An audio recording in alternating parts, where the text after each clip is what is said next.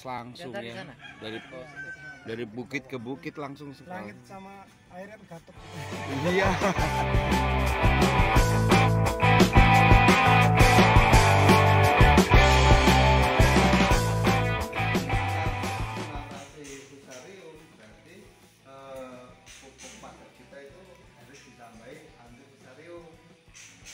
Juga dari jamur, bukan dari kimia yang kita menggunakan. Soalnya fusarium itu bisa mati dengan jamur. Jadi eceng gondok itu bisa ya Pak ya dipakai untuk pupuk organik, Bisa dipenetrasi gitu. Bisa. Butuh alatnya? kalau alat yang namanya pupuk padat itu kan pasti harus lah istilahnya. Fermentasinya paling enggak itu harus punya pengolah pencacah. Selain nanti untuk padatnya, dia bisa diambil sarinya untuk POC. Metode dengan komposter. Iya. Berarti apa yang inovasi yang untuk tim saya akan terus kompetitif. Siap. Dari ilmunya dan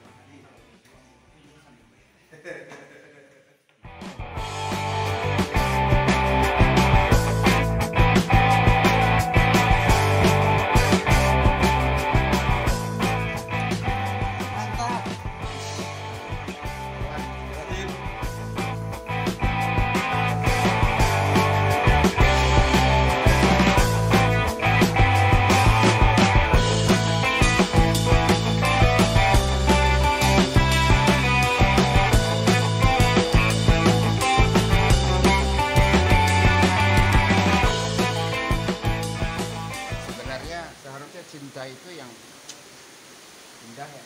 Harusnya indah, tapi ini berakhir dengan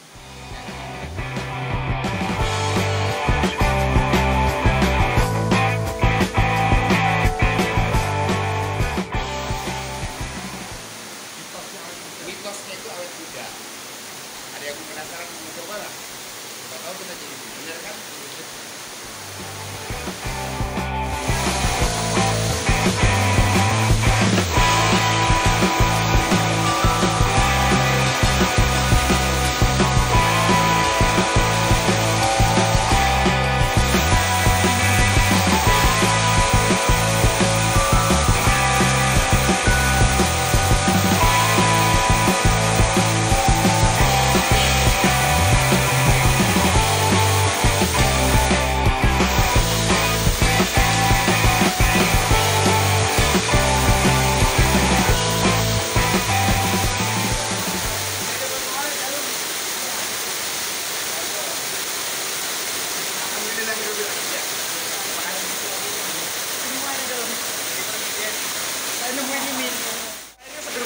Seger banget airnya.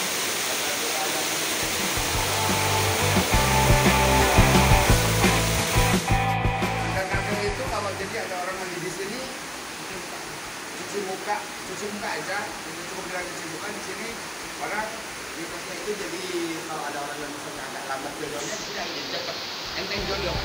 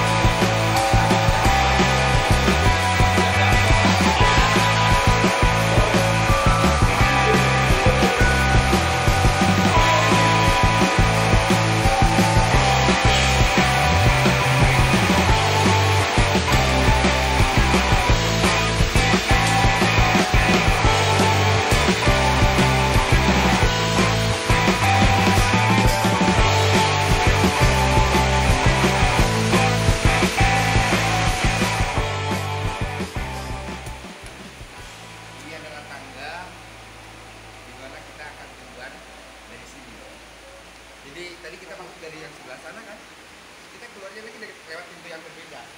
Ayo kita ikuti.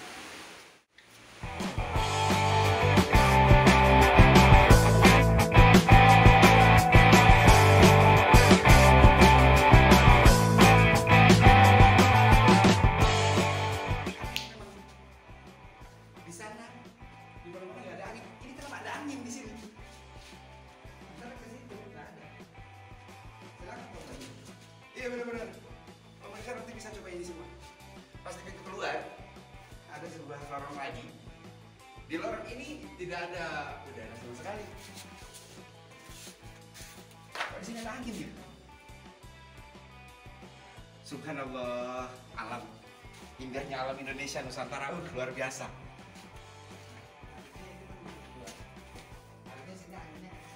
Kenapa di sini nggak ada angin? Kenapa kita kasih angin tadi? Tahan.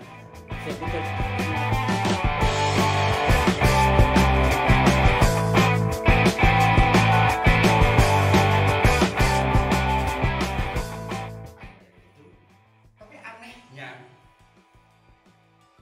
tepat di lorong yang tadi setelah ada penunjuk arah pintu keluar, di sana terjadi gumpalan angin. Tapi di sini sebelah sini saya nggak merasakan itu. Tidak ada angin. Padahal sudah dekat. Nggak ada angin ya, Pak. Nggak ada angin ya. Di sana tadi di tengah-tengah ada angin. Nggak ada Saya angin. Kan ini jadi hal yang lucu ya. Iya. Harusnya dekat dengan pintu akses keluar, otomatis harusnya kan banyak angin. Yang Harusnya banyak angin itu kan dekat pintu akses keluar. Justru malah itu nggak ada. Nah yang kita aneh, kenapa di sana tidak ada, di sini tidak ada, di sebelah sedangkan itu juga tidak ada. Betul. Tetapi di tengah-tengah, Di tengah-tengah itu malah ada.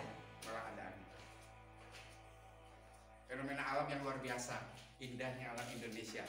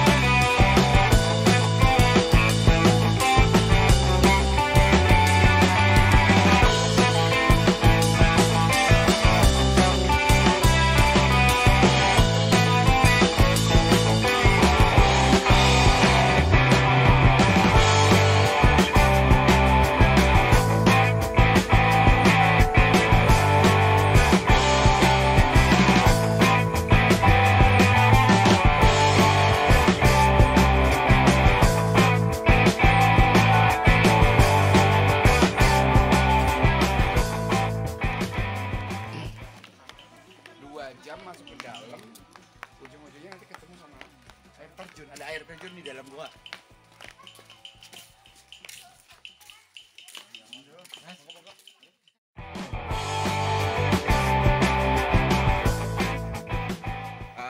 Sahabat petani muda milenial, saya sebagai ketua koperasi tentunya juga tidak bisa bekerja sendiri.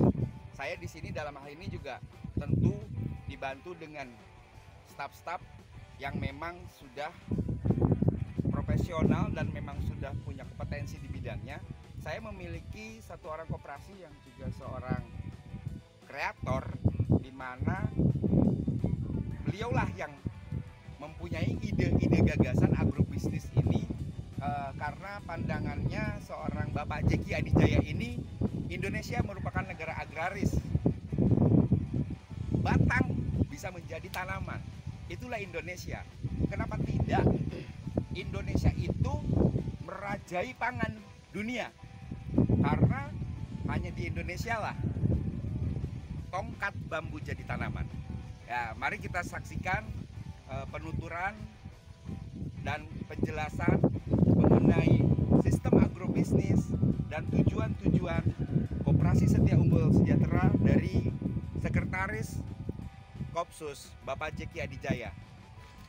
Ya, jadi begini, Ketua. Jadi saya berpikir bahwa pertama kita semua sepakat bahwa kita ini penghasil, negara kita penghasil rempah.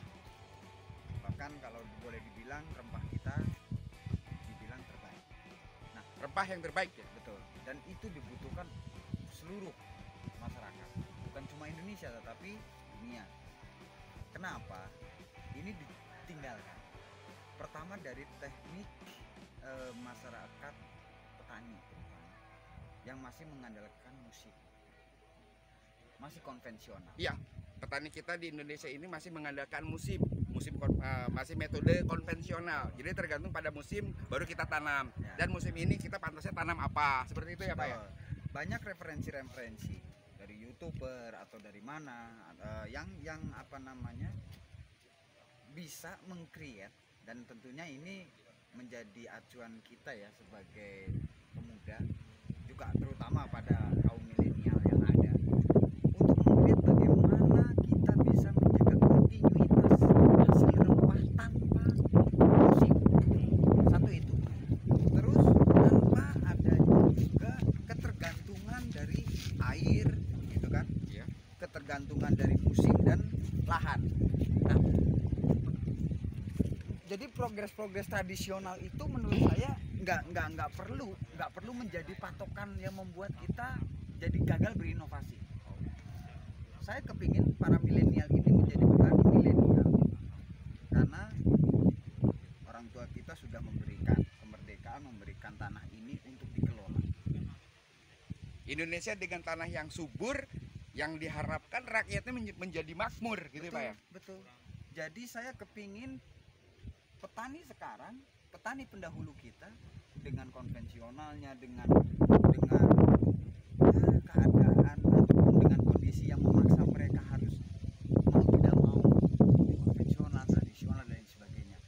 Milenial sekarang adalah merupakan kesempatan yang baik. Ini panggung untuk para milenial, panggung untuk membuktikan jati dirinya menjadi petani yang tidak terbakukan ataupun tertahan oleh sebuah mindset. Jadi kita harus out of the box. Kita harus berpikir bahwa kita bisa nanam bawang yang tidak hanya 3 bulan tapi kontinuitasnya bisa tiap hari. Jadi nanti masa tanamnya itu tidak ada musim-musimnya lagi gitu Pak ya. Tidak ada. Tidak hanya bawang, baik itu ada jahe, ada kemiri, ada semua, dan itu bisa. Tapi saya berharap bahwa jangan kualitas yang rendah, tetapi kita bisa dengan kualitas yang lebih baik. Mungkin sekarang sudah lagi booming ya, bahwa back to nature, kembali ke alam. Back to nature. Dari alam untuk alam, kita menanam ini di alam, terus kemudian pupuknya juga dari alam juga. Kenapa itu tidak? Dan otomatis itu akan jadi kualitas terbaik. Saya berharap itu, dan ini di-create bersama, dan mudah-mudahan hasilnya itu akan jadi yang terbaik. Yang kedua, ini menjadi sebuah bukti bahwa pemuda Indonesia ini bisa. Pemuda Indonesia ini mampu. Sebagai bentuk mengisi kemerdekaan itu, ya inilah yang bisa kita punya. Kita maritim, kita negara agraris. Buktikan bahwa kita ini bisa, agrobisnis ini menjadi sebuah sumbangsih terbaik untuk bangsa melalui para tangan pemuda milenial. Marketplace-nya sudah tidak perlu dibicarakan. Semua orang butuh bawang, semua orang butuh Iya jahe. betul sekali, karena seluruh dunia itu membutuhkan hasil pangan. Betul. Jadi jangan berpikir bahwa Anda itu takut produk Anda tidak laku. Bagaimana Anda bisa membuat sesuatu menjadi laku kalau tidak ada produk yang diciptakan? Ciptakan dulu produknya, pasar akan mengikuti. Siap. Begitu. Bagus sekali nih. Jadi kami di Koperasi Setia Unggul Sejahtera atau kami singkat Kopsus. Di Kopsus itu yang kami rekrut itu tentunya tenaga-tenaga ahli yang memang membidangi bidang pertanian, perkebunan, perikanan, dan laboratorium. Karena kami di sini di Kopsus itu memang memproduksi pupuk organik, yang mana nanti kita punya program penanaman itu kita menggunakan pupuk organik hasil ciptaan kami sendiri. Begitu Mas Kerta. Dan perlu digarisbawahi yang paling penting dan utama, Kopsus ini merupakan wadah tempatnya segala potensi para milenial yang ingin bergerak di bidang agrobisnis. Itu yang perlu digarisbawahi. Tempatnya potensi para milenial Indonesia. Bisa lebih dijelaskan seperti apa? Pemuda milenial bagaimana membuat sebuah pupuk organik terbaik.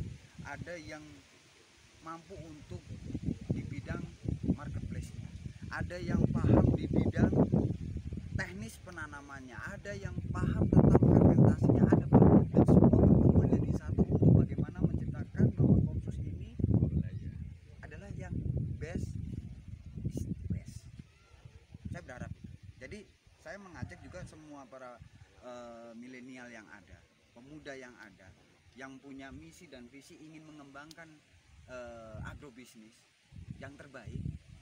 Saya kira Kopsus adalah tempat yang terbaik untuk berkumpul, saling mensinergikan potensi yang ada supaya hasil kita adalah yang terbaik.